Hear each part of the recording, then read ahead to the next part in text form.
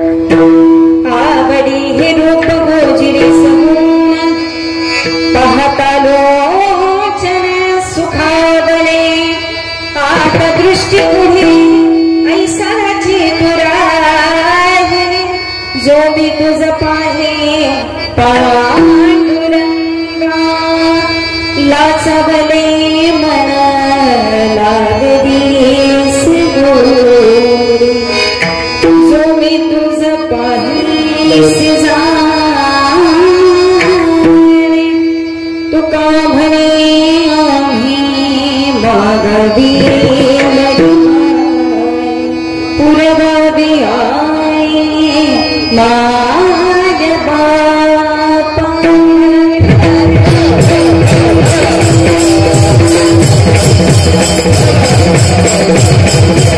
ब्रह्मानंदं परमसुखदं केवलं नानामूर्तिं गतीतं गगनसदृशं तत्त्वमसादिलक्षम् एकं नित्यं निर्मलमचलं सर्वधी साक्षिभूतं भावातीतं त्रिगुणरहितं सद्गुरुं नमामि ध्यानमूलं गुरुर्मूर्ति पूजामूलं गुरुर्पदं मंत्रमूलं गुरुर्वाक्यं मोक्षमूलं गुरुर्कृपा ओम नमो जियावेद प्रतिपाद्य जेजस्व संवेद आत्मलोका देवा तुझी गणेशु सकल भवती प्रकाशो म्हणे निवृत्ती दासु अवधाजी जोजे अलंकापुरी पुण्यभूमी पवित्र तिथे नांदतो ज्ञान राजा सुपात्र आठविता महापुण्यदाशी नमस्कार माझा श्री सद्गुरु ज्ञानेश्वर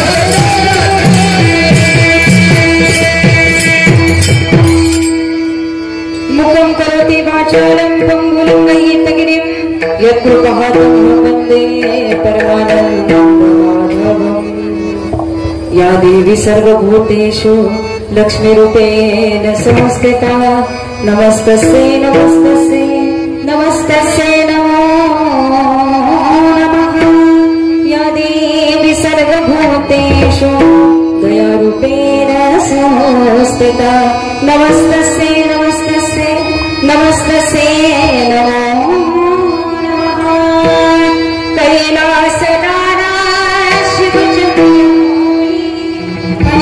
माता कारुण्य सिंधु भवदुःखहारी तुझ दीन शंभो भीमरूपी महारुद्रवरमारती बडारी अंगणी सुता रामदूता प्रभंजना महापरिये प्राणनाथा सकला सौख्यकारी दुःखहारी मूर्त वैष्णवगायका आमच्या गायक मंडळींसाठी महिला फक्त थोडं पुढे सरका थोडं पुढे सरकून घ्या थोडं पुढे सरकून आलेले पाठीमागे बसते सरा थोडं आजी सरा पुढे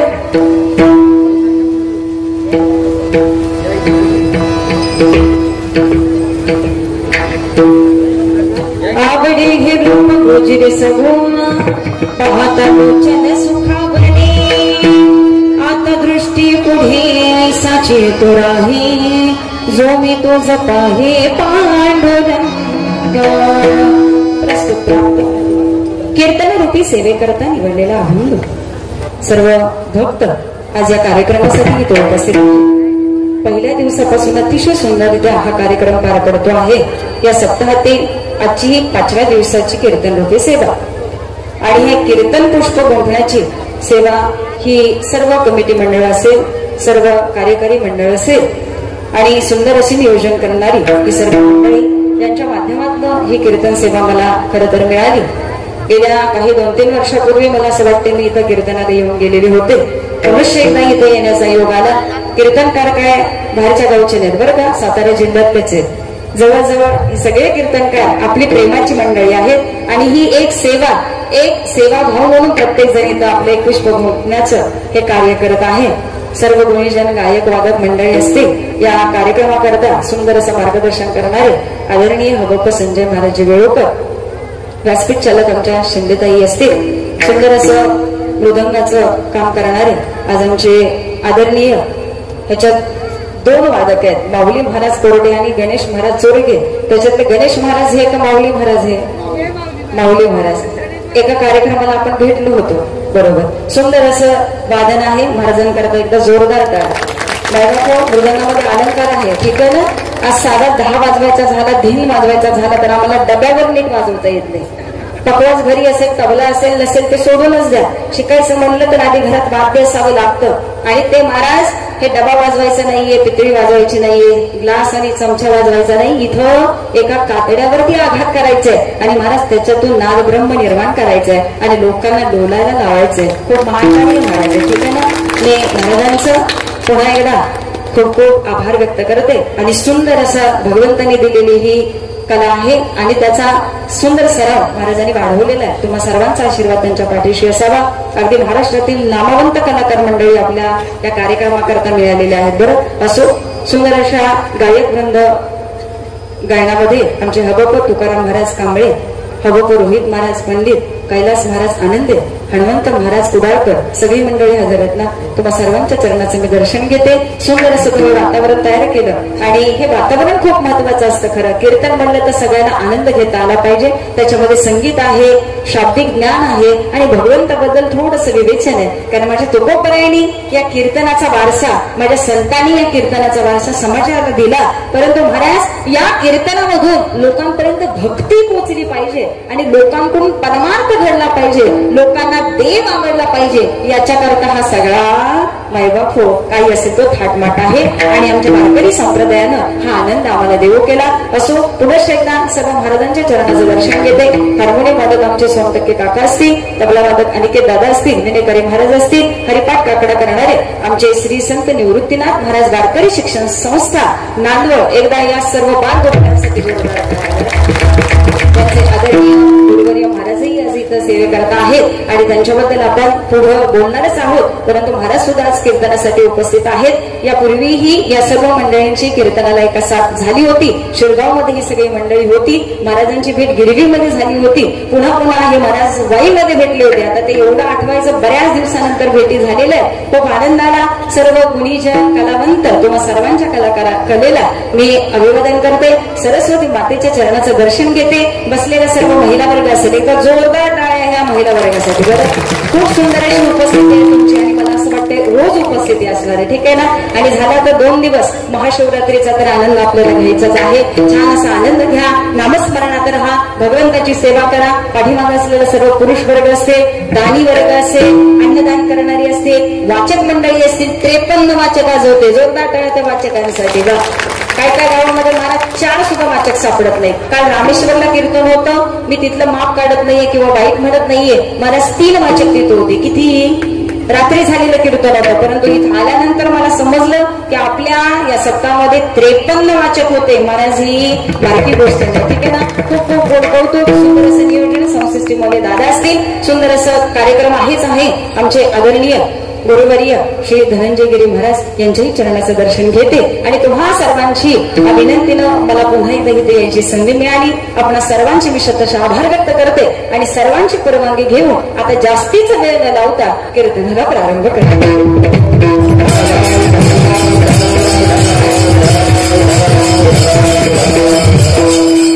प्रस्तुत प्राप्त कीर्तनरूपी सेवेकरता निवडलेला अभंग जगद्गुरु जगतमान्य देहुनिवासी वैराग्याचे परममूर्ती.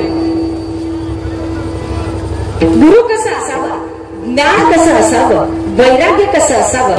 वैराग्याचा कळस मानले जाणारे, वारकरी संप्रदायाच्या मंदिराची धुरा सांभाळणारे मायबाप. मंदिराला पूर्णत्व त्याच वेळी येतं ज्यावेळी त्या मंदिराचा कळस पूर्ण होतो. आणि महाराज या वारकरी संप्रदायामध्ये आमच्या वारकरी संप्रदायाचा कळस पूर्णत्वाला नेण्याचं काम जगद्गुरु तुकोबरायांनी केलं.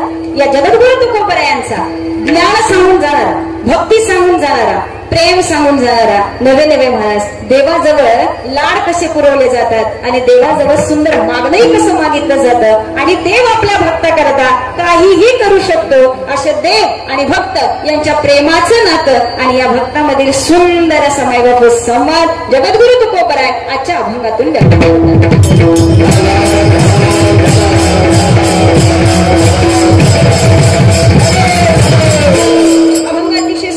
सर्वांच्या पाठ्याचा अगदी साधा सोपा 4 चरणाचा भगवंताच्या रूपाचं वर्णन करणारा, देवाचं रूप कसं आहे असं सांगून जाणारा सुंदर गोझीर रूपड स्वरूप देवाचं तुकोबरायांनी पाहावं आणि तुकोबरायांना विचारावं, देवा देवा आपण तुकोबरायांना दर्शन दिलं. मायबाप अभंगाला सुरुवात झालेली आहे बरं का, कीर्तनाला सुरुवात झाली. सगळे ताट बसा बरं.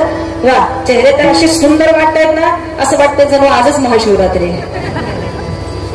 शिवभक्त आहेत ना आज माझ्या समोर सगळे. तुकोबरायांना सांगावा, महाराज आपण देवाला पाहिलं, आम्हालाही सांगा ना देव कसा दिसतो. आता जाता जाता सांगून जाते महाराज देव कसा दिसतो. प्रश्न विचारला तुमच्या आमच्यापैकी, परंतु महाराज आम्ही ज्याला प्रश्न विचारला ती व्यक्ती उत्तर देत असेल तर महाराज आधी त्या व्यक्तीनं स्वतः देव पाहिलेला असावा. संगमेश्वर मंदिर कुठे हे मी त्यालाच विचारू शकते ज्याला आधी हे मंदिर पाहिलेलं आहे, ज्याला याच्यातली माहिती आहे. भिंपलास राग कसा गावा ही त्याच व्यक्तीला विचारावं ज्याला राग भिंपलास समजला, ज्याला राग भूक कळाला. त्या व्यक्तीकडून आम्ही मार्गदर्शन घेऊ शकतो. तसंच देव कसा आहे असा प्रश्न आम्ही ज्याला विचारतो ना, महाराज त्यानं आधी देव बघितलेला असावा. त्यावेळी तो हक्कानी मायबाप आम्हालाही सांगू शकतो की देव कसा आहे. तुकोबरायांनी दिलेलं उत्तर आवडे हे रूप गोजिरे सगुण. अहो त्याला पाहिलं ना की असं वाटतं पाहता लोचन सुखावले. इतकं आनंद वाटला, इतकं समाधान वाटलं की आता देवाला विसरणं अशक्य. हे मी सांगत नाही, जगद्गुरु तुकोबराय आजच्या अभंगामध्ये सांगतात. विठ्ठल विठ्ठल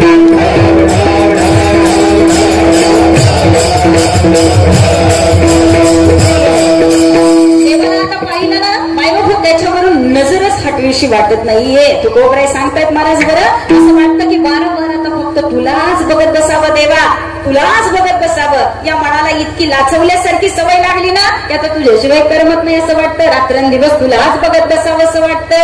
हे कोणाबद्दल चाललंय? देवाबद्दल बरं का. देवाकडे या, देवाकडं. रात्रंदिवस तुला बघावं असं वाटतंय, रात्रंदिवस तुझ्याशी बोलावं असं वाटतंय. देवाला व्हिडिओ कॉल करता येत. हे देवाबद्दल चाललंय. कशाबद्दल? देवाबद्दल. कीर्तनात आहे ना आपण फक्त देवाला पाहावं, देवाशी बोलावं, देवाचे गुणगान गावेत. तुकोबराय सांगतात महाराज ठीक आहे ना, असं वाटतं की आता या अंतकरणामधून देव मात्र कुठे गेला नाही पाहिजे. म्हणून तुकोबराय शेवटच्या चरणामध्ये सांगतात देवा आमचं एकच मागणं आहे, देवा एकच विनंती आहे, देवा एकच इच्छा आहे. काय इच्छा आहे की आता फक्त एका आई वडिलाप्रमाणे आमचे लाड तू पुरवावेत आणि तू फक्त आमचा बनून राहावा. मी तुझ्या चरणाचा दास बनून राहावं. विठ्ठल हीच इच्छा म्हणजे जगद्गुरु तुकोबरायांनी देवाकडे व्यक्त केली महाराज ठीक आहे ना. अभंगाचा सरळ सरळ भावार्थ आपण समोर ठेवलेला आहे. आता गोड चिंतन मांडत असताना तुकोबरायांच्या जीवनातला गोड प्रसंग, देवाला पाहायचंय, देवाला प्राप्त करावं अशी एक उत्कंठ अंतकरणामध्ये निर्माण झाली महाराज. तुकोबरायांचं जीवन इतकं खडतर होतं ना, आम्ही तुकोबरायांना रात्रंदिवस वाचतो, तुकोबरायांना रात्रंदिवस ऐकतो, तुकोबरायांना रात्रंदिवस समाजालाही सांगतो. परंतु महाराज आमचं काम फक्त एकच, वाचणं, ऐकणं आणि सांगणं. परंतु तुकोबरायांचं जगणं मात्र आमच्याकडे ऐकणं हे पाहावं लागेल. विठ्ठल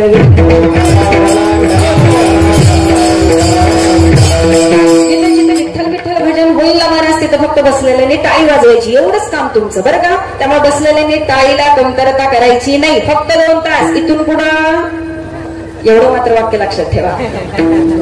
जिथं जिथं भजन चालू होईल तिथं टाळी वाजवायची का, कारण भजनाचा खूप मोठा फायदा आहे महाराज. ठीक आहे ना, ते पुढे आपण कीर्तनात ऐकणारच आहोत. आणि शेवटी या भजनाला काय काय होतं, काय काय होईल हे मी सगळे शेवट सांगेल. त्यामुळे आतापासूनच पुण्य वाढवायला शिका. एक टाळी वाजली तर महाराज देव तुमच्या पदरात काय टाकेल ना हे मी सांगत नाही, माझे साधू संत सांगून जातील.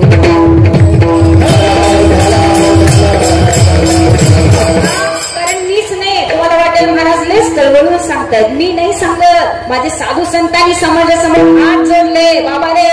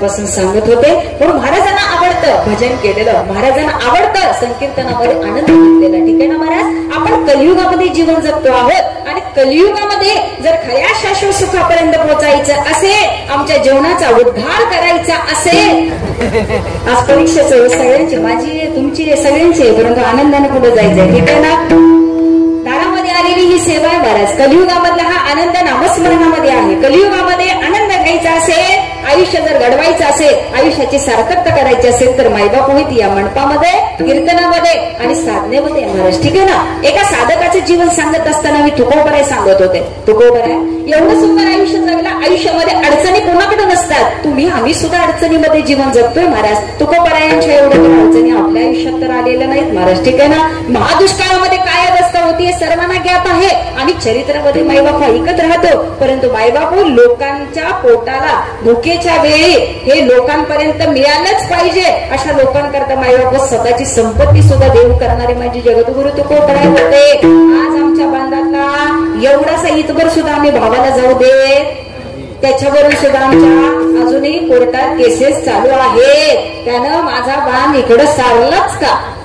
ठीक आहे ना महाराज, जगद्गुरु तुकोबरायांचं कार्य काय आहे आणि आम्ही जीवन काय जगतो आहे याच्याकडे आम्हाला लक्ष द्यावंच लागेल महाराज. ठीक आहे ना, तुकोबरायांना विचारावं महाराज, देवाशिवाय आपण कोणात नाही म्हणत. रात्रंदिवस देवाचं भजन चालू आहे, रात्रंदिवस देवाचं भजन चालू आहे. तुमच्या आमच्या उद्धाराकरता जगद्गुरु तुकोबरायांना भगवंताकडून मिळालेली एक देणगीच होती महाराज. सरस्वतीची कृपा व्हावी आणि आदिमाया शक्तीने मायबापू जगद्गुरु तुकोबरायांच्या मुखातून तुमच्या आमच्या उद्धाराकरता जणू काय किती सुंदर अभंग रचले महाराज. आणि त्या अभंगामधला आजचा एक अभंग आहे, त्यामुळे पुन्हा पुन्हा सांगावंसं वाटतं. देव किती सुंदर आहे हे कोण सांगू शकतं. मी पुन्हा मूळ मुद्द्यावर येते. देव कसा आहे हे तीच व्यक्ती सांगू शकते ज्यानं देवाला पाहिलं. साधू कसा आहे, संत कसे आहेत हे मायबाप तेच सांगू शकतात जे स्वतः संत झालेले आहेत, आम्हाला जसं घडून दिसतं तसं महाराज आम्ही समाजामध्ये बोलत असतो, परंतु अंतकरणाचा ठाव हा कुणालाही ज्ञात नाही. त्याच्याकरता आई कशी आहे, आई ओळखायची असेल तर आधी स्वतःला आईचं हृदय बनवावं लागेल, स्वतः आई व्हावं लागेल. त्याचं कारण असं आहे, साधू संतांच्या सेवेकरता जगद्गुरु तुकोबरायांनी मायबाप या भगवंत करता आयुष्य खर्ची करावं. तुकोबरायांनी जगाला सांगावं की या जीवनाच्या उद्धाराकरता आपल्या वेळेकडे लक्ष द्या महाराज. ठीक आहे ना. सुंदर अशी गाथा निर्माण झाली. मायबाप पूर्ण आयुष्य पूर्ण जीव हा तुकोबरायांनी त्याच्यामध्ये ओवाळून टाकावा. आता पांडुरंगाशिवाय आम्हाला दुसरं कोणीही नाही. माझे कोण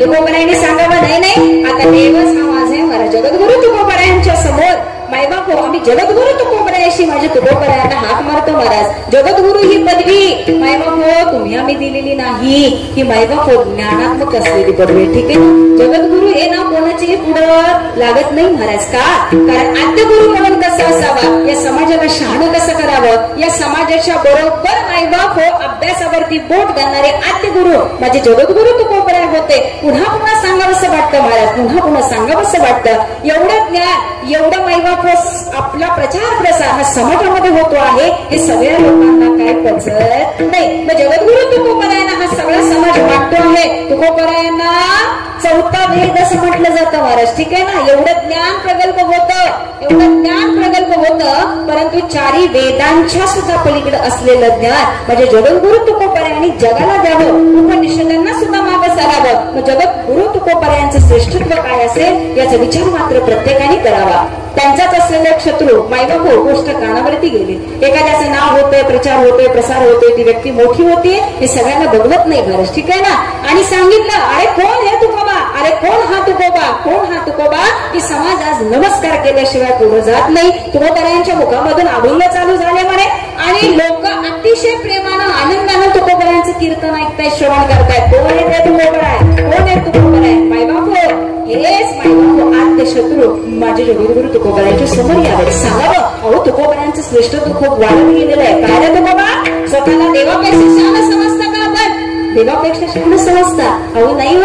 देवाच्या पायाची धूळ सुद्धा आम्ही नाही, फक्त चरण सेवा मिळावी हा भाव फक्त एका साधकाच्या अंतकरणामध्ये असावा, असं जगद्गुरु तुकोबरायांचं अंतकरण होतं महाराज. ठीक आहे ना.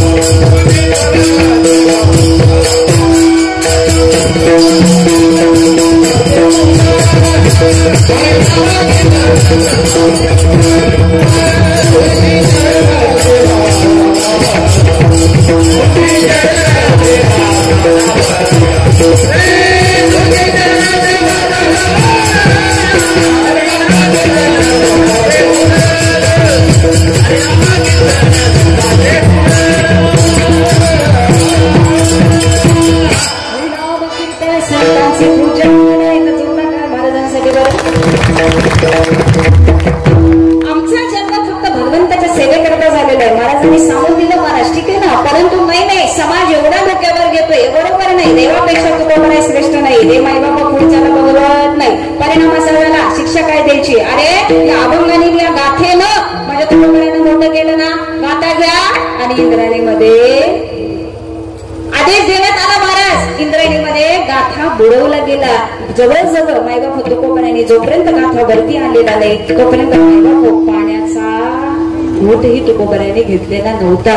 सुंदर असं चरित्रामध्ये ते व्याख्यान आहे, आख्यान आहे, सुंदर असं चरित्र मांडलेलं महाराज. फक्त याचा अभ्यास असावा. आम्ही वाचतो, गोष्ट ऐकतो, गोष्टीत वाईट वाटतं, आम्ही मान डुलवतो, आम्हाला रडायला येतं, परंतु मायबाप रडून आम्ही डोळे पुसतो आणि कीर्तनाचा मंडप सोडला की आमच्या प्रपंचामध्ये पुन्हा मी व्यस्त होतो. बारखे नाही का, आमच्या गळ्यातला एका तोळ्याचा डाग जर रात्री चोरी झाली असावी, चोराने गळ्यातलं काढून घ्यावा, मायबाप आठवडाभर आम्हाला झोप लागत नाही का? 1 तोळा असलं, 5 तोळा असलं, 10 तोळा असला तरी ते कष्टाचं घाम गाळून केलेलं असतं. आणि ते जर आमच्या कानातून गळ्यातनं जर कोणी ओढून नेलं तर महाराज आम्ही काही चांगल्या वर्णनांनी शब्दांनी मायबाप त्यांना आशीर्वाद देतो का? आमचं तोंड सुद्धा मायबाप गप्प होत नाही. विड्यानं लिहिलं, धन्यानं लिहिलं, कधी पटायचं नाही, असंच होईल. गाडीकडे म्हणून हळू खाली असते तर मग तुम्हाला कळालं असतं. ठीक आहे ना महाराज, आमच्या गळ्यातनं सोन्याचा डाग गेला तर आम्हाला रात्रंदिवस झोप लागत नाही. जगद्गुरु तुकोबरायांच्या आयुष्यातलं खूप मोठं कार्य होतं, हे समाजाकरता होतं. विचार करा, गाथा बुडवली गेली, तुकोबरायांना झोप लागली असेल का?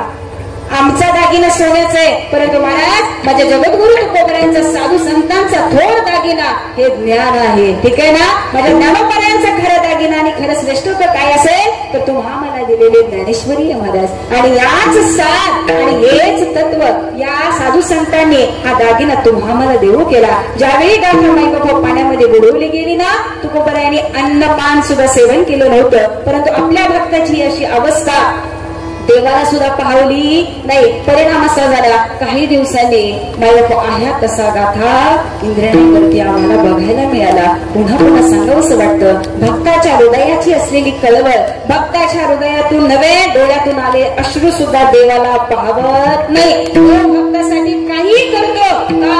कारण भक्त रात्रंदिवस देवाचं भजन करतो, म्हणून हाच भक्त जगाला सांगू शकतो, देव माझा माझा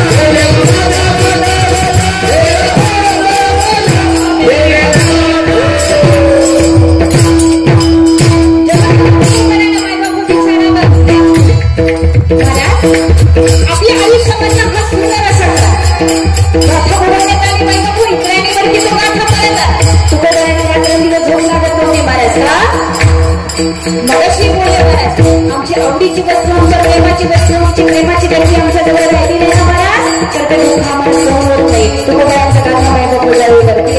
अहो साक्षात देवानं आपल्याला मदत करावी, देवानं माझ्या माझ्याकरता वरती आणावं, या समाजाकडे मायबाप दया दाखवावी, या समाजाला ज्ञान प्राप्त करून देण्याकरता हे कार्य होतं. भगवंतांनी हे कार्य त्यांच्याकडून करण्यात मला नेलेलं होतं. मायबाप तुकोबरायांना विचारावं, अहो तुकोबराय तुमच्या आयुष्यात नक्की सारा आहे तरी काय? तुकोबराय सांगतात, अहो तुकोबराय सांगतात, मलाही माहिती नव्हतं मग देवावरती प्रेम एवढं तरी निर्माण झालं. अहो मी सुद्धा तुमच्यासारखा साधत होतो. कोण बोलतोय? तुकोबराय बोलतायत. अहो मीही तुमच्यासारखा साधत होतो, मला वाटलं होतं देव कसा असेल, एकदा बघावं तरी, देवाला पाहायला जावं तरी. देव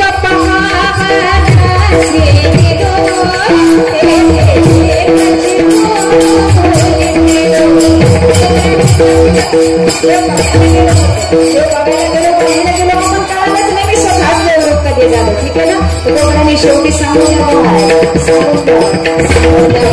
आयुष्याची सार्थकता झाली.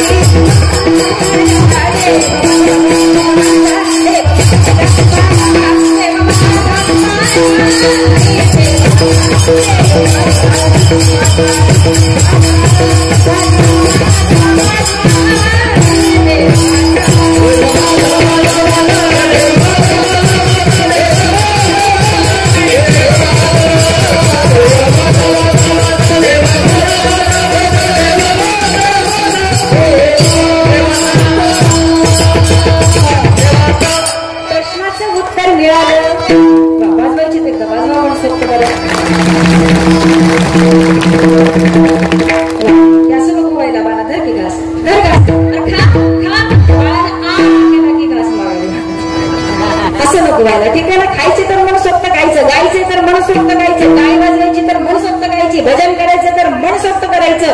आता जेवणाला बसायचं त्यावेळेस कोण अर्धा ताट उठेल का? उठा म्हणलं तरी मग भजनाला का महिमा फोकस राहील.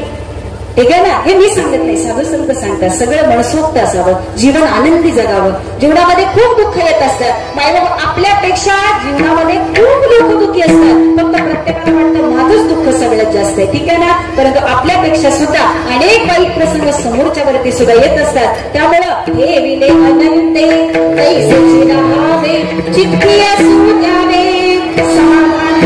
आणि जरा हे कळालं ना, जे तुकोबराने सांगितलं, महाराज तो मनुष्य सुखी आनंदी जीवन जगल्याशिवाय राहू शकत नाही. कारण जीवनाचा खरा सार हा समाधानामध्ये आहे. म्हणून तुकोबराने सांगावं, तुकोबराय आयुष्याचं कल्याण झालं, आयुष्याचं कल्याण झालं. तुकोबराने सांगावं, ज्याची प्राप्ती करायची होती तो आता प्राप्त झाला.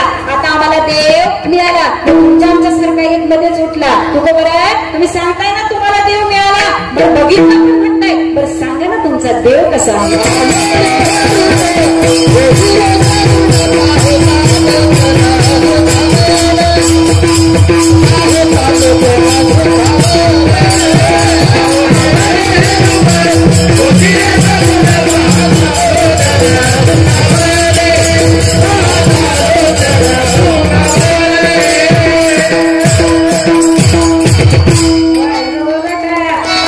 सुट्टी घ्यायची नाही ना बरं का. आता मजा घ्यायची फक्त. तुकोबराने सांगावं, देव मिळाला, देव मिळाला. आता आम्हाला कशाचीही प्राप्ती करायची राहिलीच नाही. महाराज आता आयुष्याचं काम झालं. आवडे हे रूप गोजिरे सगुण.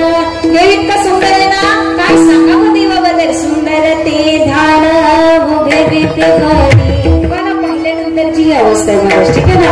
ते सुंदर रूप पाहिलं ना, नुसतं बघत हवंसं वाटतं. म्हणून तुकोबराने विचारावं, तुकोबराय तुम्ही म्हणता खऱ्या सुखाची प्राप्ती केली, खऱ्या सुखाच्या प्राप्तीपर्यंत पोहोचला. खरं सांगा ना, खरं सांगा ना, सुखाचा आगर कुठे आहे, कुठे आहे सुखाचा आगर. त्यावेळी महाराज तुकोबराय काय तुकोबरायांनी सुद्धा सांगावं, सर्व सुखाचे आगर बापन देवी.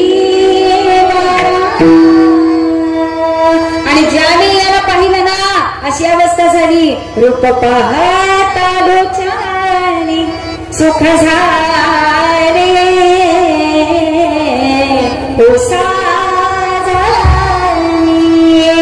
साधू संतांनी सांगावं, महाराज देवाला बघितलं, आता देव काय विसरू शकत नाही.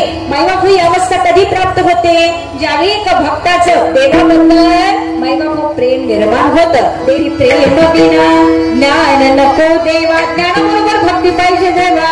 नुसतं ज्ञानाला तर मायबाप अहंकार आमच्या सोबत आलाच म्हणून समजा. परंतु अहंकाराला बाजूला ठेवायचं असेल तर आमच्या ज्ञानाबरोबर आमची भक्ती पाहिजे महाराज. ठीक आहे ना. संसार करायचा असेल तर महाराज एकट्याचं काम आहे का? संसारामध्ये दोघं एकत्र लागतात.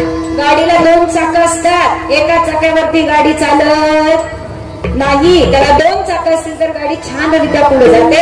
तसं संसार करताना पती आणि पत्नी दोघंही छान चालले पाहिजे, तर संसारही छान होत असतो. आणि परमार्थ करायचा असेल तर देव आणि भक्त ही दोन चाकं सुद्धा सुंदररित्या चालली पाहिजे, त्यावेळेस महाराज परमार्थही छान होतो.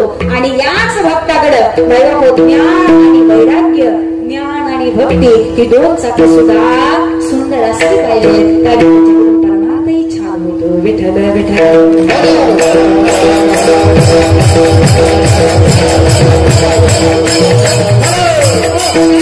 भक्ती आली आणि त्या भक्तीमुळे मायबाप आमच्यामध्ये देवाबद्दल प्रेम निर्माण झालं. आणि हे प्रेम महाराज आम्हाला नामस्मरणाची गोडी आणून द्यायला उपयोगी पडलं. आणि एकदा त्या नामाची गोडी लागली की मायबाप भक्त झालाच वेळा कशाचा? नावाचा. आणि या नामानं महाराज देवाला आपलं करायला तो वेडा होत असतो. अशा वेळी वाटतं नाही माझा भक्त माझ्या समोर असला पाहिजे. भक्ताला वाटतं मी माझ्या देवाजवळ असलो पाहिजे. ज्ञानोबरायांना तीर्थयात्रा करायची होती महाराज, समाधी घेण्याच्या आधीचा प्रसंग. आता आम्हाला तीर्थयात्रेसाठी जायचंय, परंतु ज्ञानोबराय सांगतात की एकटे जाण्यापेक्षा जर नामस्मरण भक्ती आपल्या सोबत असेल आणि या नामाला जर आपल्या सोबत घेतलं तर तीर्थयात्रा अजून सुंदर होईल. परिणाम असा झाला ज्ञानोबरायांनी साक्षात देवाला विचारावं, देवा मला तीर्थयात्रेसाठी जायचंय, परंतु ही तीर्थयात्रा एकटं करण्यापेक्षा मी नामाला माझ्या सोबत नेऊ का? हा प्रश्न माझ्या माऊलींनी साक्षात पांडुरंग परमात्म्याला विचारलं. परंतु ज्यावेळी महाराज देवानी हो म्हणून होकार दिला त्यावेळी महाराज देवाच्या डोळ्यातनं पाणी सुरू होतं. त्याचं कारण एक आहे, कारण देव हा नामदेवांशिवाय राहू शकत नव्हता. कारण नामदेवांचं प्रेम हे इतकं श्रेष्ठ होतं महाराज की नामदेव 4 ते 5 वर्षाचे असताना देवाला जेवण चारल्याशिवाय नैवेद्य हातीचा देवानी घेतला महाराज. देवानी जेवावं आणि मायबाबा नामदेव महाराज मंदिरातून बाहेर यावे. आता तिथं जर आम्ही असतो तर महाराज देवाला खाल्लं, काही एखाद्या प्राण्याने येऊन खाल्लं, आम्ही नैवेद्य ठेवायचं काम करतो, नमस्कार करतो आणि आपापल्या घरी परत जातो. का असं तुम्ही बसलेले आहे की देवाने नैवेद्य खाल्ला, आम्ही डोळ्याने पाहिला, देव पोटभर जेवला, आशीर्वाद दिला आणि मग आम्ही मंदिरातून घराकडे गेलो. आहे कोणी इथं? असेल तर आजच्या कीर्तनाचा हात त्यांच्या गळ्यात. देव जेवला का महाराज आमच्याकडून? अहो आम्ही वाट पण बघत नाही, वाटही बघत नाही. नैवेद्य तर असा सुंदर असतो की तो देवाच्या तोंडात जातो, नाकात जातो, कुठे जातो काही माहित नाही का, नुसतंच पाणी दाखवून माघारी येतो. आता हा प्रत्येकाचा भाव आणि श्रद्धा आहे महाराज, ठीक आहे ना. परंतु देवाला वाटतं माझ्या प्रेमाचा भक्त माझ्या समोर असावा. आपण ज्या स्थानावरती आहात मायबाप हे तीर्थक्षेत्र संगमेश्वर नावाने आपल्या सातारा जिल्ह्यामध्ये प्रसिद्ध आहे, ठीक आहे ना. दक्षिण काशी असंही आपल्या स्थानाला म्हणलं जातं, ठीक आहे ना. 144 वर्षानंतर आलेला महाकुंभ मेळा कुठं चालू आहे? प्रयाग मध्ये, ठीक आहे ना. कोण कोण जाऊन आलं? हात वर करा बरं, 1-2 मिनिटं. कोण कोण आलं? आपण गेला होता बा, आपण गेला होता. इकडे कोणी माग? हा आजी जाऊन आल्या. झाले 3 मेंबर. बरं ऐका, पुढे ऐका, ठीक आहे ना. सुंदर असा कुंभमेळा प्रयागराज मध्ये चालू आहे. आता पुन्हा कधी प्रयागराजचा कुंभमेळा येईल आपण सांगू शकत नाही, परंतु खूप असा अनमोल आणि तुमच्या आमच्यासारख्या भक्तांना ही सुवर्ण संधी होती महाराज, ठीक आहे ना. पुन्हा पुन्हा सांगावं असं वाटतं, शास्त्र असं सांगतं ज्या लोकांना तिकडं जाणं झालेलं नाही, ज्या लोकांना ऐकताय का इकडं? ऐकताय ना? ज्या लोकांना तिकडे जाणं झालेलं नाही, प्रयागला जाऊ शकलेले नाही, तिथं कसला संगम आहे? त्रिवेणी संगम आहे, बरोबर आहे ना महाराज. आपल्याकडे काय आहे? दोन्ही नद्या एकत्र आल्या ना. आणि तिसरी नदी ही आपली आत्मरूपी नदी असावी. आणि या आत्मरूपी नदीने मायबाप इथं झालेल्या संगमावरती शास्त्र असं सांगतं, लिहिलेलं आहे, ठीक आहे ना महाराज. तिथं आपल्याला ते जमलं नाही. इथं आल्यानंतर कोण कोण नदीतून आलं? हात वर करा प्रामाणिकपणे, खोटं बोलायचं नाही. त्या जगाला आपले पदस्पर्श झाले. किती जणे? बाकी सगळे गाडीवर आली काय?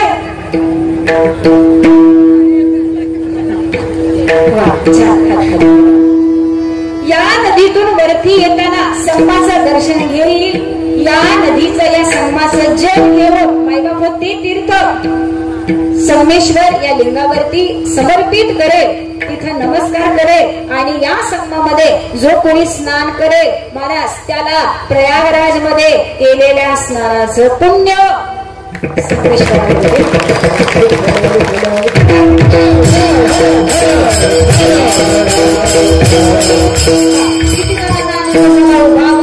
प्रयागराजला 7,000 10,000 घालून जायची गरज नाही. आपण प्रयागराज मध्ये आहोत ठीक आहे ना. फक्त नाव विसरून जा आपण संगमेश्वरावरती ठीक आहे ना. प्रयागराज मध्ये आहे ना आपण. मग जाताना आता कोण स्नान करणार. जाताना प्रसाद घ्यायचा सुंदर कीर्तन ऐकायचं आणि जाऊन नदीत बसायचं ठीक आहे ना. तिथं संगमावरती स्नान करायचं आणि मग आपापल्या घरी तिथं एवढी गर्दी आहे महाराज मरणाची गर्दी आहे. तिथं एवढी लोकांची गाईड ते साधू महाराज ते संत सगळ्यांना आपण लाईव्ह सगळं टीव्हीवरती बघत आहात महाराज ठीक आहे ना. चेंगराचेंगरी व्हावी बरीच लोक त्यामध्ये जावी त्याच्यापेक्षा आपल्या इथं बरं आहे ठीक आहे ना. त्या गोडगर पाण्यात आपण येतोय वरती. मग छान जाताना स्नान करा आणि ते पुण्य पदरी पाडा. आणि कोणी कोणी स्नान केलं हे इतरांनी लक्ष ठेवा कारण महाराजांच्या बोलण्याचा किती परिणाम झाला हे कळायला पाहिजे ना. विठाला विठाला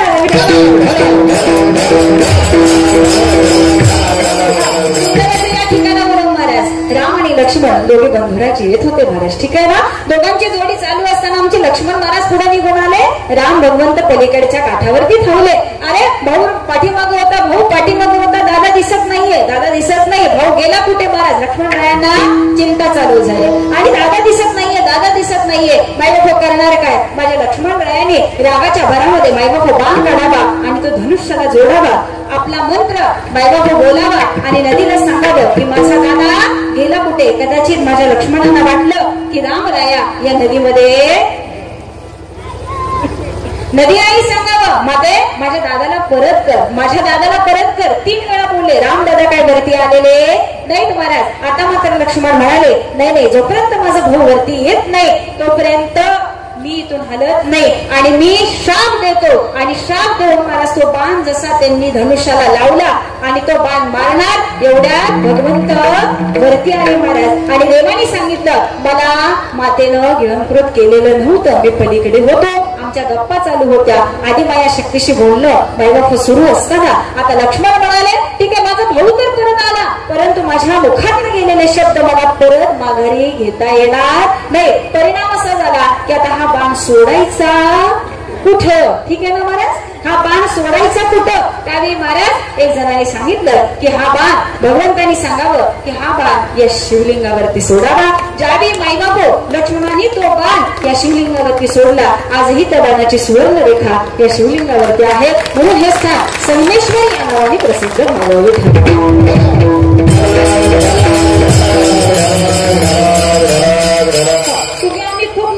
आम्ही सातारा जिल्ह्यातली माणसं आहे ठीक आहे ना महाराज. आणखी सातारा जिल्ह्याचं काय वर्णन करावं. अरे इथं दक्षिण काशी निर्माण व्हावी. काशी विश्वनाथ आमच्या दर्शन देण्याकरता इथं निर्माण व्हावे. ते मंदिर पाहिलं तर महाराज अजब काम आहे. अजब कोणतीही व्यक्ती ते मंदिर तयार करू शकत नाही. इतकं जबरदस्त ते मंदिर आहे महाराज ठीक आहे ना. बघायला गेलं तर नुसतं बघत राहावं असं वाटतं. आणि अनेक मायबाप शूटिंग तिथं झालेले आहेत. आता हे वेगळं काही सांगायची गरज नाही. तो आपला अभिमान आहे आणि ते आपल्यासाठी खूप मोठं कार्य आहे महाराज ठीक आहे ना. काय सांगतात अजून. आणि अशा भूमीमध्ये तुम्ही आम्ही राहतोय. अजूनही सातारा जिल्ह्याबद्दल काय बोलावं महाराज. रयतेचा राजा या सातारा जिल्ह्यामध्ये यावा. अफजल खान नावाचा मायबाप राक्षस ठीक आहे ना. एका देवानं मत करा आमच्या करता देव आमचे छत्रपती शिवाजी राजे होते. प्रतापगडच्या पायथ्याशी झालेलं हे युद्ध होतं. रयतेवरती आलेलं हे संकट होतं. पण काय सांगा महाराज प्रतापगडच्या पायथ्याशी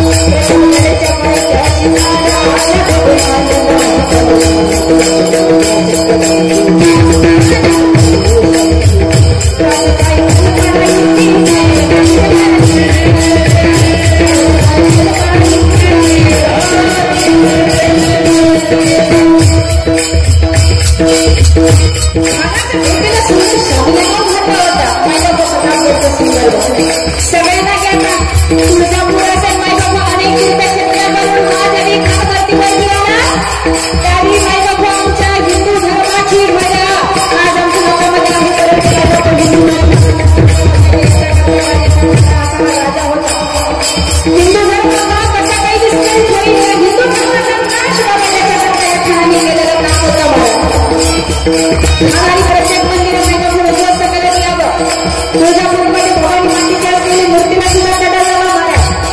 प्रत्येक मंदिरावरती धार्मिक कार्यावरती मायबाप धार्मिक कार्याचा नाश करत करत आमच्या प्रतापगडापर्यंत पोहोचला. सुंदर भेट अशी ठेवण्यात आली होती महाराज. आता भेटायचं कुठं मायबाप महाराजांनी मोठ्या युक्तीला ते ठिकाण निवडलं प्रताप. पैशाला मायबाप सुंदर असा शामियाना उभारला गेला. खानाच्या भेटीसाठी सुंदर शामियाना उभारला होता. शामियाना असा होता महाराज. शामियाना असा होता सुंदर असा लाल जरी हिरे मोठी अशा आणि सुंदर पुरवलेला तो शामियाना. खानाच्या आणि शिवाजी महाराजांची भेट निश्चित झाली.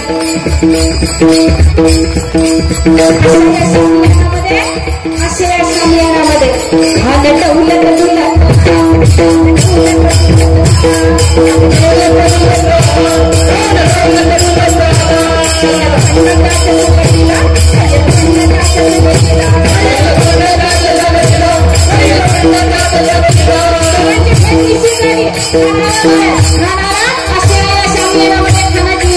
शिवाजी महाराज समोर येत शिवकाच्या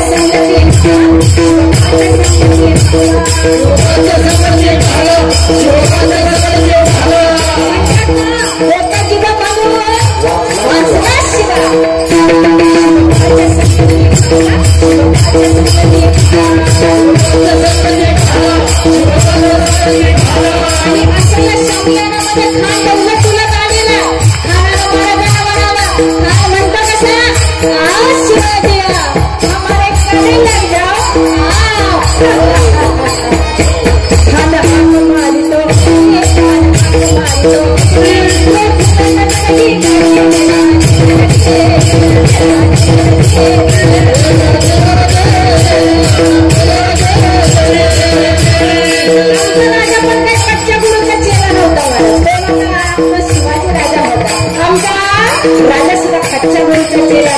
शिवाजी महाराजांनी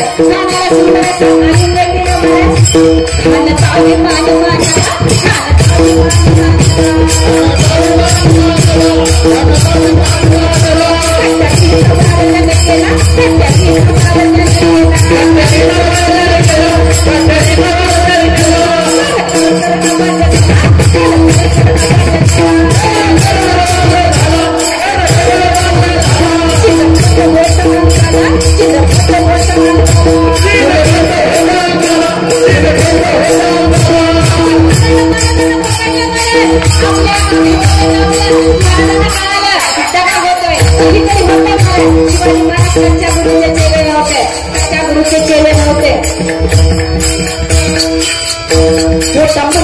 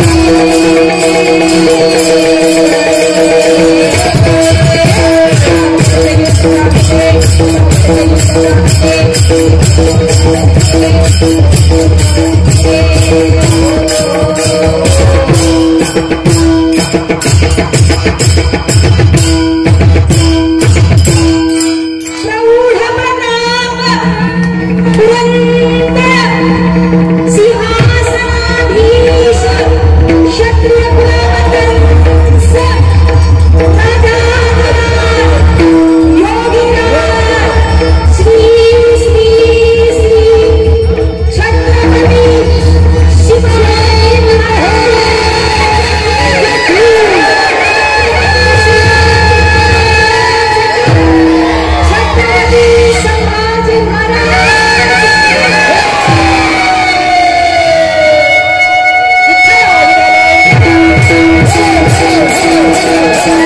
सुंदर असं कार्य महाराज ठीक आहे ना. त्यामुळे आम्हाला वाटतं काय वाटतं एकाचा राजा एकानं मला शिवनेरी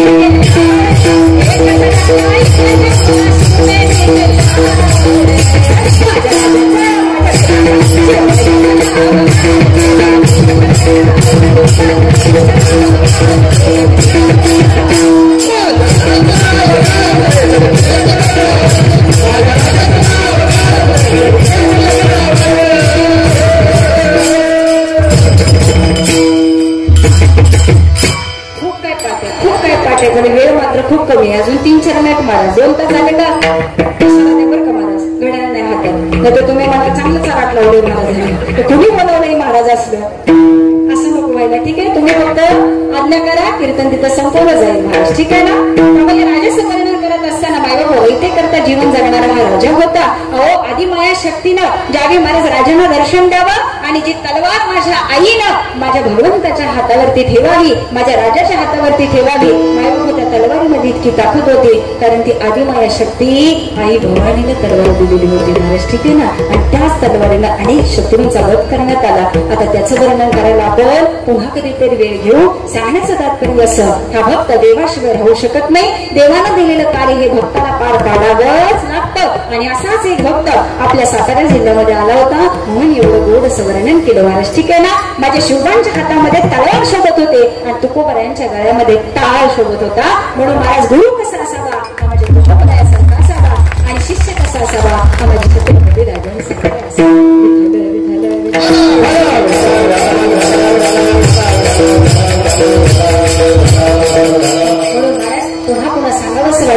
पुन्हा सांगावंसं वाटतं की हा भक्त देवाला आता एकच म्हणतो की आता तुझ्याकडून मला बाजूला जायचं नाही. देवा सतत तुमच्या समोर असावा असं सुंदर भाव देवाची नाही जो मी तुझा पाहे पांडुरंगा. तुला पाहत राहावं मायबाबी भक्ताची एक सुंदर अशी अपेक्षा असते आणि भक्ताला देवाशिवाय करमत नाही. आणि ज्यावेळी मायबाप देव आणि भक्तामध्ये हे नातं तयार होतं ना हे प्रेमाने होत असतं. म्हणून मायबाप शुद्ध सात्विक प्रेमाची ओळख होणं ही आम्हाला एक भक्ती सांगू शकते. आणि या भक्तीशिवाय आम्हाला हे प्रेम समजत नाही. आम्ही प्रेम करतो परंतु मायबाप आमचं प्रेम हे वास्तविक प्रेम असतं ठीक आहे ना महाराज. आणि आता आमच्या समाजामध्ये आम्हाला खूप वेगवेगळ्या गोष्टींना सामोरं जावं लागतंय महाराज. अनेक तरुण युवक युवतींमध्ये आम्हाला हा प्रकार दिसतोय की महाराज आम्ही काही गोष्टींमध्ये फसलो जातो ठीक आहे ना. अन्याय प्रेमामध्ये आम्ही महाराज काही करायला लागलो आमचा धर्म बुडवायला लागला.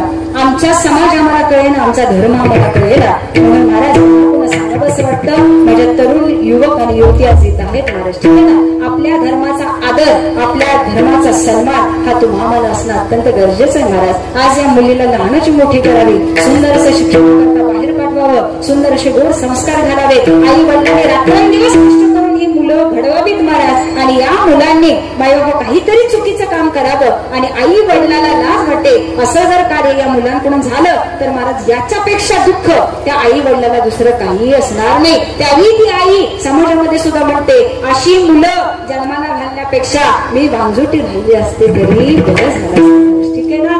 आज समाजामध्ये लव या जिहाद वरती बोलावं लागते महाराज का कारण आम्हाला पुन्हा पुन्हा सांगावं असं वाटते आमच्या हिंदू धर्माचं आलेलं हे संकट आहे महाराज. आमच्या या हिंदू धर्माला पुन्हा पुन्हा या हिंदू धर्माचं संरक्षण व्हावं आणि ते संरक्षण करण्याचं काम आज तुमच्या आमच्या हातामध्ये आहे महाराज ठीक आहे ना. आम्ही शुल्लक गोष्टीवरती त्या प्रबोलांना आम्ही काहीतरी घालतो आणि महाराज चुकीचं कर्म करतो. कुणी खायला दिलं कुणी फिरायला नेलं कुणी हॉटेलला नेलं कुणी मूवीला नेलं बायबाबा आम्ही इतके इतके इतके भरकटले जातोय की महाराज तिथून पुन्हा आम्हाला माघारी येणं अत्यंत अवघड होते. परिणाम असा होतोय की आम्हाला धर्मांतर करावं लागतं महाराज ठीक आहे ना.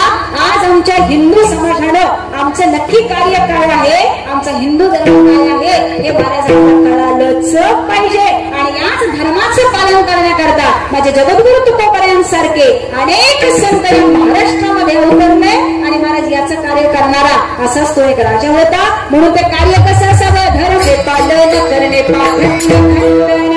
ह्याची आहा करणे काम बीज वाढवा. आणि आम्हाला जपायचंय आमची भारतीय संस्कृती आज कुठं चाललेली आहे महाराज याचाही विचार आम्हाला करावा लागेल. इतर देशांनी मायबाप आमचा आदर केला परंतु आज आम्ही त्यांची संस्कृती आमच्या भारतात आमच्या महाराष्ट्रामध्ये आणतोय ठीक आहे ना महाराज. आई आज किंमत घरामध्ये झालीच पाहिजे. आम्ही आमच्या आई वडिलांना मम्मी आणि डॅड करून टाकलं. परिणाम असा झाला आमच्या आईचं प्रेमही आम्ही विसरून गेलो आणि आमच्या वडिलांचं प्रेमही आम्ही विसरून गेलो. त्याचा परिणाम असा झाला, मुलं ज्यावेळी बाहेर शिकायला गेली त्यावेळी मला आई आणि वडिलांमधलं प्रेमच खूप काही लांब निघून गेलं. परिणाम असा झाला, आज आमच्या मुलांना आणि मुलींना आमच्या आई वडीलच कळणार महाराज. ठीक आहे ना. आणि आपल्यासारख्या महाराष्ट्रामध्ये हे चित्र मात्र हे कमी झालंच पाहिजे. त्याचं कारण एक आहे, माईबापू आपल्यासारख्या गावाच्या शेजारी सुद्धा वृद्धाश्रम असावा. ठीक आहे ना महाराज. ही खूप खंताची गोष्ट आहे आणि हे वृद्धाश्रम कमी झालीच पाहिजे. हे वाढतायत का? वृद्धाश्रम निर्माण करण्याची गरज होतीच का? घरामध्ये आई वडिलांना सांभाळायला कोणी नसल्यामुळे त्यांची सोय महाराज इथं करावी लागते. आज त्या मुलांना इथं येणं शक्य नाही. आईच्या वडिलांच्या शेवटच्या विधीला सुद्धा ही मुलं इथं पोहोचत नाहीये. पैसा आला, मैत्री वाढली, मित्र आले, समाज सुधारला, शिक्षण घेतलं, आम्ही देशातून विदेशात गेलो म्हणून आम्ही महाराज सुधारलो असं होत नाही. आईचा अंत्यविधी आहे महाराज.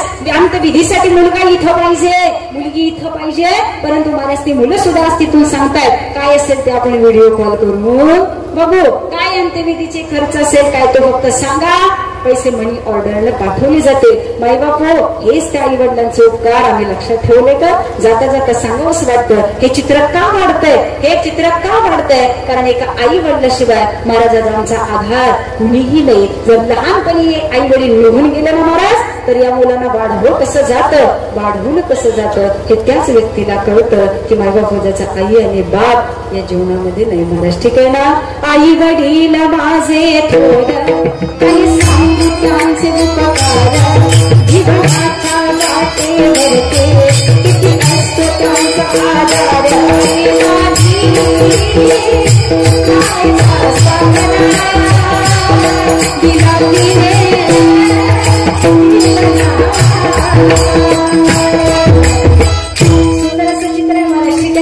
जाता जाता सांगून जाते. अनेक ताई माझ्या समोर बसलेल्या आहेत. याच्याकरता द केरला स्टोरी हा एक नवीन पिक्चर आला होता मध्ये. किती जणांनी बघितला? खूप गरज आहे महाराज आपण तो बघावा. आपल्या धर्माबद्दल, आपल्या संस्कृतीबद्दल आम्ही जागरूक झालो पाहिजे. ठीक आहे ना. आता लेटेस्ट आलेला की ज्यानं संपूर्ण जगभरामध्ये अगदी खळबळ माजवली. बघितलं का? बघा.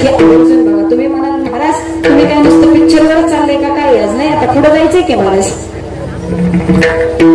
बघायचं म्हणून बघायचं नाही महाराज, त्याच्यातून काहीतरी शिकायचंय म्हणून या गोष्टी येत असतात. कारण आपण जीवन लाईव्ह जगतो आणि काहीच नका करू आयुष्याच्या सकाळचे काही माझे दैवत. मायबाप हे तुकोबळे सांगताय, साधू संत सांगतात म्हणून महाराज आम्ही वेड व्हावं, देवा करत व्हावं. आम्हाला निस्वार्थी प्रेम समजलं पाहिजे, जीवन सुंदर जगता आलं पाहिजे आणि ही भक्ती आम्हाला सांगून जाते आणि हे जीवन आमचे साधू संत जगतात. एक साधा भक्त जगतो म्हणून महाराज भक्ताची अवस्था कशी असते? लाचावले मन लागली से घोडी. मन भगवंताचं झालं, नामस्मरणानं आम्ही वेडे झालो आणि आता ते जीवेना सोडी आईसे झाले. अशी अवस्था एका भक्ताची झाली. विठोबा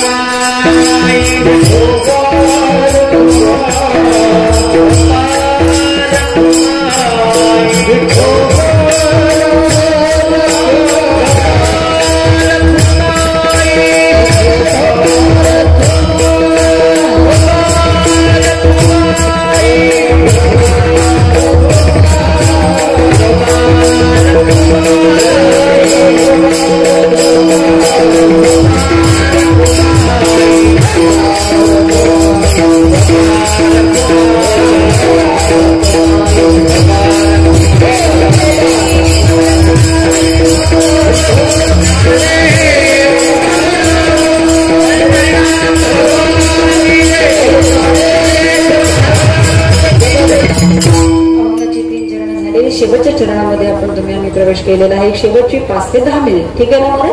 जगद्गुरु तुकोबरायांनी सुंदर आम्हाला जीवन जगायला शिकवलं. भक्ती कशी असावी, प्रेम कसं असावं, देवा करता वेळ कसं झालं पाहिजे हे तुम्ही आम्हाला समजलं महाराज. म्हणून पुन्हा पुन्हा सांगावं असं वाटतं की देवावरचं प्रेम हे सतत वाढत गेलं पाहिजे. आणि हे वाढतं केव्हा महाराज? संत चरण रज लागता सहज वासनेचे बीज जोणी जाया. ज्यावेळी वासना नाश पावते महाराज, तिचा नाश व्हायला सुरुवात होते आणि हे साधू संतांच्या संगतीतच होतं महाराज. ठीक आहे ना? मग काय होतं? मग राम नावे उपजे आवडी सुखाकडो घडी वाढो लागे. त्यामुळे सुख वाढवायचं असेल, समाधान वाढवायचं असेल तर एका भक्तीशिवाय, नामस्मरणाशिवाय पर्याय नाही. म्हणून महाराज देव भक्तासाठी काही करतो. अरे जनाबाईची भक्ती इतकी श्रेष्ठ झाली होती, इतकी श्रेष्ठ झाली होती. जनाबाईला देवाच्या प्रेमाशिवाय, नामाशिवाय दुसरं काही सुचत नव्हतं. एक 10 ते 12 वर्षाची ही मुलगी महाराज पंढरपूरला जावी.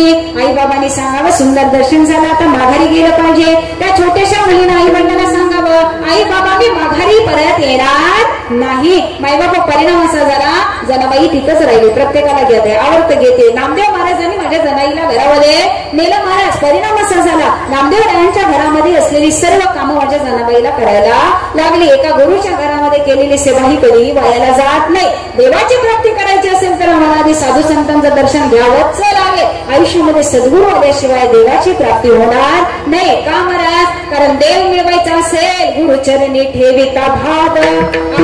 आप भेटे देव. गुरुला शरण गेला की महाराज देव मिळवण्याकरता बाकी दुसरं काही करावं लागणार नाही. म्हणून महाराज अजून काय सांगावं? हरिप्राप्तीसी उपाय धरावे संतांचे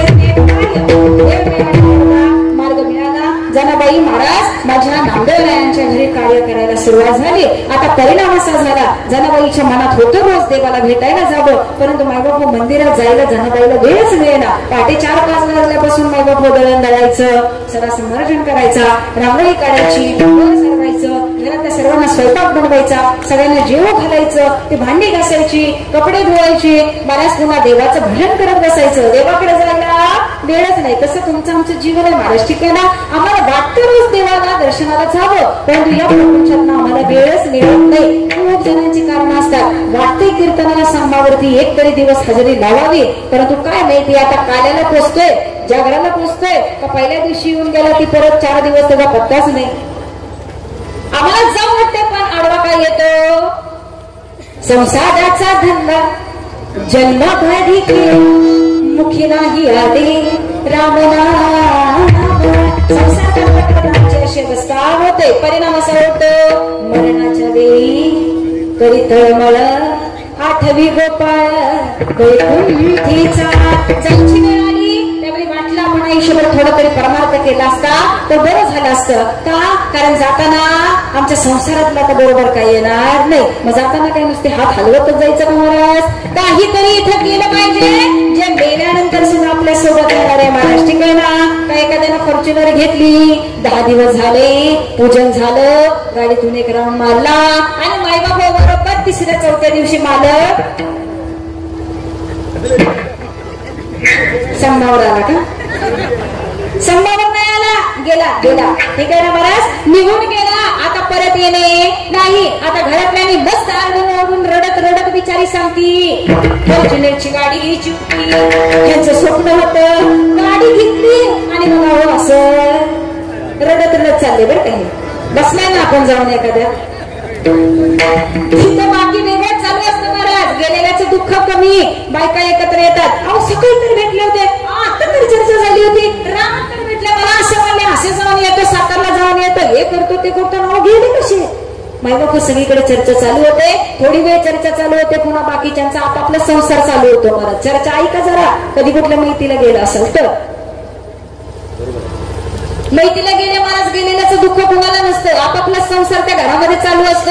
अरे बावळ्या, एवढं मात्र लक्षात असू द्या, हे तुमच्या समोर जे बसवलंय ना तसंच एक दिवस आपल्याला सुद्धा भिंतीला टेकून बसवणार आहे. मस्त वाटते फॉर्च्युनर घ्यायची होती, परंतु 3ऱ्या दिवशी गेला म्हणून मायबाप चौघाच्या खांद्यावर न नेता फॉर्च्युनर मध्ये नेला. असं कधी झालं का? आता इकडे शबा काही येते ही वेगळी गोष्ट आहे. फॉर्च्युनर मध्ये नेला म्हणून मायबाप फॉर्च्युनर मशानभूमीत नेली का फॉर्च्युनर सहित झालं का? इकडं सातारकर, मी पण साताऱ्याची, आपल्याकडे नाही असं होत. नाही होत ना महाराज. मग झालं का? फॉर्च्युनर किती रुपयाची असती? माझ्याकडे नाही तर मला काय माहिती. मी आपली बिचारी दुसऱ्यांच्या गाडीत नाही येते. आमचे निलेजण मला नेहमी आणत असतात. ठीक आहे ना, आम्ही दुसऱ्याच्या गाडीत येतो महाराज. ठीक आहे ना. आज तेवढं आणायचं म्हणलं तर किती पैसा लागतो ताई? तर मग कीर्तन ठरवताना आधी पाकिट ठरवायला लागतं, तेव्हा इथं यावं लागतं.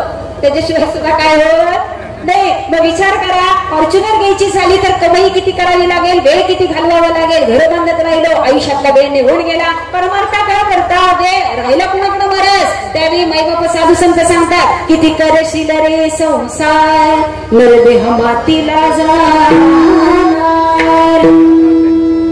पैसा नाणे सोन्याचे गाठोडे धन दुसऱ्याचे होणार. महाराज हे सगळं दुसऱ्याचं होणार. आता फक्त जाताना सोबत काय येणार? काय येणार महाराज? हा नरदेह पुन्हा नाही मिळणार. काय करा मग? ऐक मानवा भाई तू राम नाम घे. राम नाम घ्या आणि राम नामामध्ये आयुष्य जगत ना महाराज. कारण राम नामच तुम्हाला तारेल आणि हा जीवनाचा उद्धाराचा साधन आहे. ठीक आहे ना. हे नाम विठ्ठलाचे पर्वत जळते अनेकांनी उद्धार केला. जनाईचा उद्धार झाला. जनाबाईला कामात वेळ नव्हता, देवाच्या दर्शनाला जाण्याकरता. परिणाम असा झाला, भक्ताचं महत्व इतकं मोठं आहे. महाराज या कामात जनाबाईला केस विंचरायला वेळ नव्हता. आज आम्ही कीर्तनाला 7 वाजता यायचं झालं तर आमचा मेकअप 6 वाजता चालू होतो. केस कसे विचारू, बेनी कशी घालू, टिकली कोणती लाव, साडी कुठली नेसू, हे छान दिसतंय का, कानात काय घालू, कोणाचं चाललंय? कीर्तनकारांना बसलेलं पैकी बरं का. तुम्ही बघा आम्हाला बोलताय, तुम्ही लय अगदी सगळं काय झिंजा घेऊन आला मध्ये नाही ना. मी पण सगळं मेकअप करून आले महाराज. मेकअप शिवाय पण कामापुरतच आहे बरं का. आधी काय नाही. ठीक आहे ना. संस्कृती जपावी. मगाशी सांगितलं धर्म जपावा, संस्कृती जपावी. ठीक आहे ना. म्हणून जाता जाता सांगावंसं वाटतं, जनाईला मंदिरात जायला वेळ नव्हता. परिणाम केस विंचरायला वेळ नव्हता आणि केस विंचरले नाही गेले, त्याची काळजी घेतली नाही. अहो झाले ना जंगलात प्राणी. कोणते जंगल? जागे ना सगळे. आला तर संपलं कीर्तन संपलं. जंगलात प्राणी, गावात बिबट्याला वाघ आला एवढं काय आलं तरी महाराज किती काळ होतो ना. तसं जंगलामध्ये प्राणी झाले. आता हे प्राणी काढायला सुद्धा नाही. परिणाम असा झाला, देव जनाबाईच्या डोक्यात हात घालावा, प्राण्यांना प्रेमानं नखावर घ्यावं आणि आवडीनं. कुणी काम केलं? देवाने केलं महाराज. कोणासाठी केलं? एका भक्तासाठी केलं. आणि हे श्रेष्ठत्व आलं कशानं? एका भक्तीमुळे आलं महाराज. हे अधिकार आणि हे पद हे त्याच वेळी वाढतं ज्यावेळी एक साधक फक्त देवाचा बनून राहतो. म्हणून महाराज जाता जाता सांगून जाते, इतकी निष्काम भक्ती करा, देवावर इतकं प्रेम करा. जर देव द्रौपदीसाठी धावून येतो, जर देव मीराबाईसाठी धावून येतो, जर देव जनाईसाठी धावून येतो, जर देव कान्होबाईसाठी धावून येतो, तर तुमच्या आमच्यासाठी का नाही येणार? विठ्ठल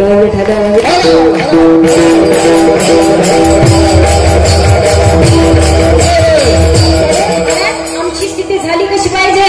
मन बोले बाखण्याला संगमेश्वर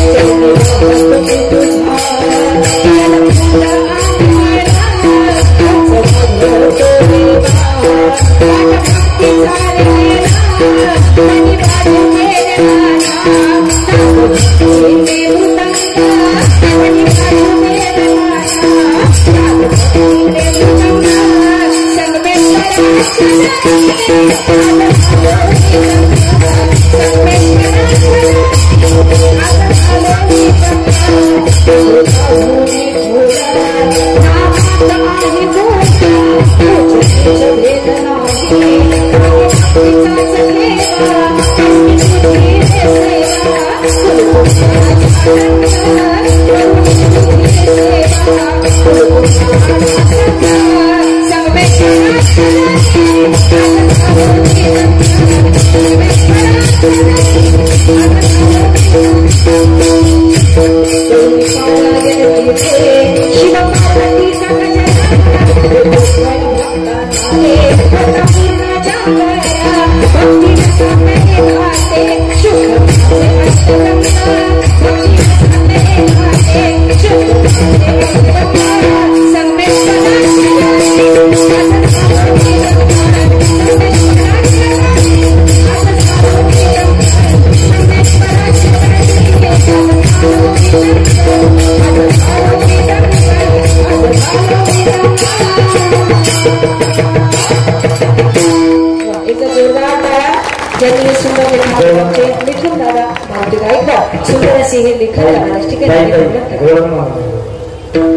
याच भगवंताच्या प्रेमामध्ये मायबाप हो, ज्यावेळी आम्ही गुंतून जातो ना त्यावेळी देवाला सुद्धा आमच्या गोपिकांसारखा भाव होतो महाराज. ठीक आहे ना.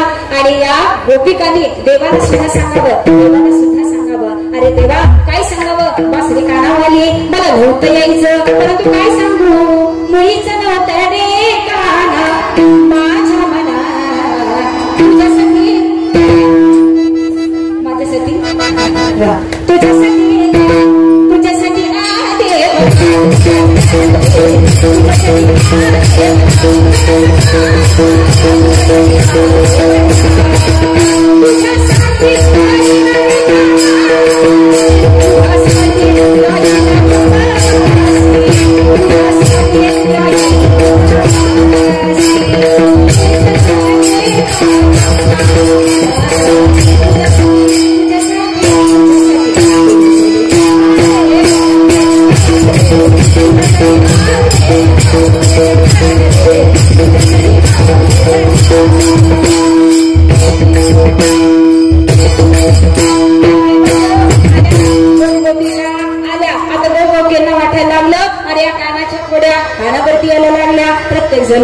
आईला तक्रार करायला लागली, तुझा कान्हा असा, तुझा कृष्ण असा. आता काय सांगावं त्याच्याबद्दल, परंतु आई काय म्हणते, आईचं प्रेम काय म्हणतं, बाळ सगुण गुणाचं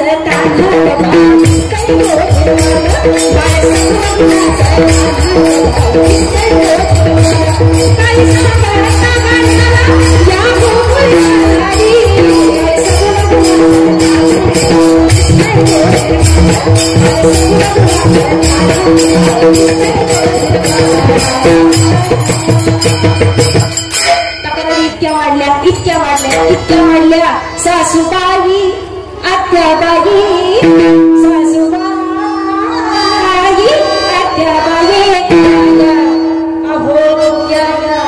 काढाला कृष्णाला देवाला सांगायचं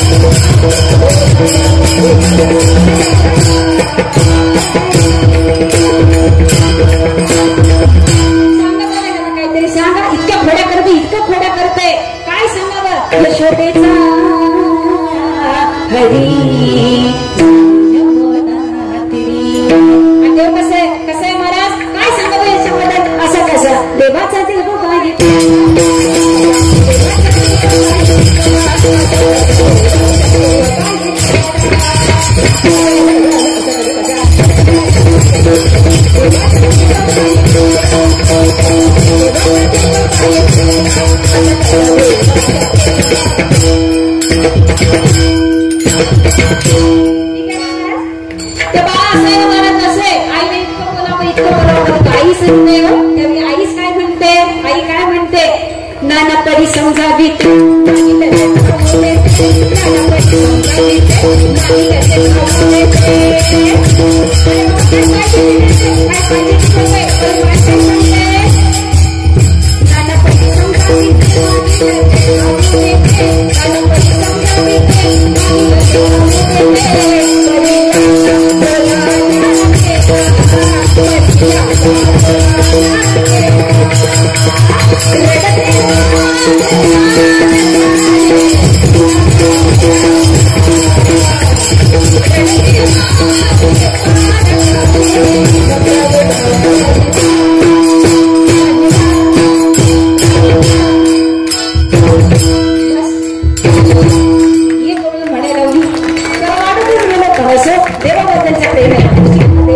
थोडंसं वेळच झालं पाहिजे, त्यावेळी टायमिंगकडे जरा बघायचं नाही. आजच्या कीर्तनकाराला थोडं समजून घ्या बरं का, वेळेचं भान नाही राहत, थोडंसं बोलत बोलत चालत चालत हे होत राहतं.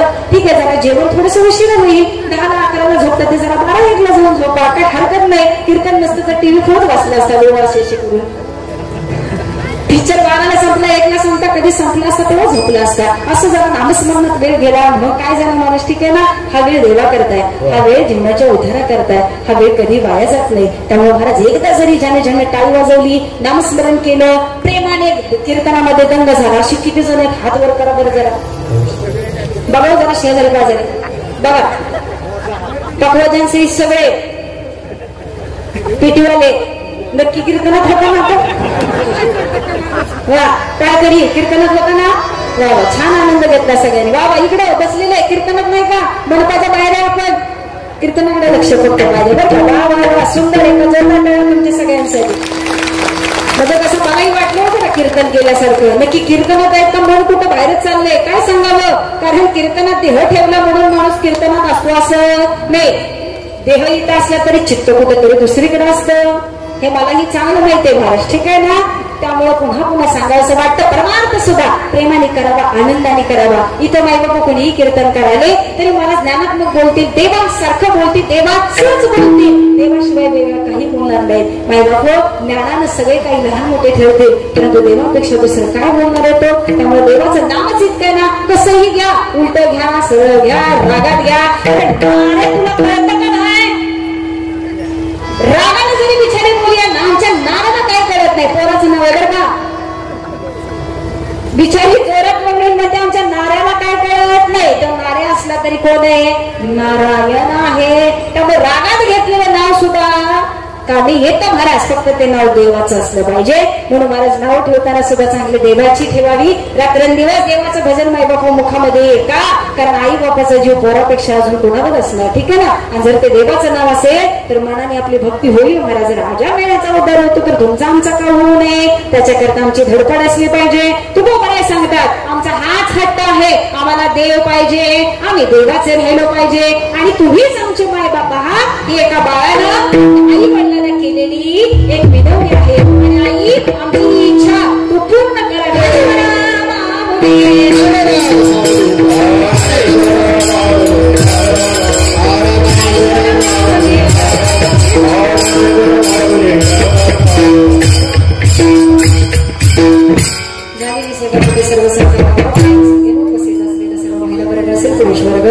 सर्व शिवभक्त असतील. सुंदर हा कार्यक्रम चालू आहे. आपण मोठ्या संख्येने इथे उपस्थित आहात. आपण सर्वांच्या चरणाशी माझी सेवा समर्पित करते. आणि या कार्यक्रमाच्या शेवटी जाता जाता सांगून जाते, बाल गोपाल मंडळी सुंदर अशी समोर उभी आहेत. मला एकदा जोरदार टाळ्या या मुलांसाठी. संस्थेमध्ये कार्य करणारे त्यांचे गुरुवारी कोरडे महाराज असतील. अतिशय सुंदररित्या हे कार्य चालू आहे. तरडे महाराज, झगडे महाराज, सॉरी महाराज समजून घ्या. आता 2 तास झालेले आहेत ना, त्यामुळे कदाचित हे असं व्हायला लागलं असेल तर समजून घेतील. माझ्या भावाप्रमाणे आहेत ते. बहिणीला नाही माफ करायचं मग कुणाला माफ करायचं नाही का. असं त्यांचं अतिशय सुंदर असं हे कार्य आहे. विनामूल्य काही खर्च न करता मायबाप कोणाकडून काही घेतलं जात नाही. परंतु अशी सुंदर मुलं आपले संस्कार, धर्म, संस्कृती अगदी घडवण्याचं कार्य ही गुरुजी करत असतात, गुरुवर्य करत असतात. सुंदर असं कार्य हे नांदेडमध्ये त्यांच्या संस्थेत सुरू असतं. अनेक मुलं ही तयार होत आहेत. आपल्या सातारा जिल्ह्यामध्ये खरं आपला संप्रदाय वाढवण्याची खरंच गरज आहे. आणि अशी मंडळी कार्य करत असतात. महाराजांनी आम्ही खूप खूप शुभेच्छा देतो. आपल्यामध्ये बसलेल्यांपैकी ज्यांना कोणाला वाटलं असेल की आपली मुलं यांच्याप्रमाणे इथं टाळाला उभी असावी, सुंदर हरिपाठ गावी, सुंदर मायबाप पावली खेळावी. या मुलांना बघितलं की वाटतं ना की आपली सुद्धा मुलं इथं असली पाहिजेत. महाराज नुसतं वाटतं बसलं की नाही वाटून द्यायचं.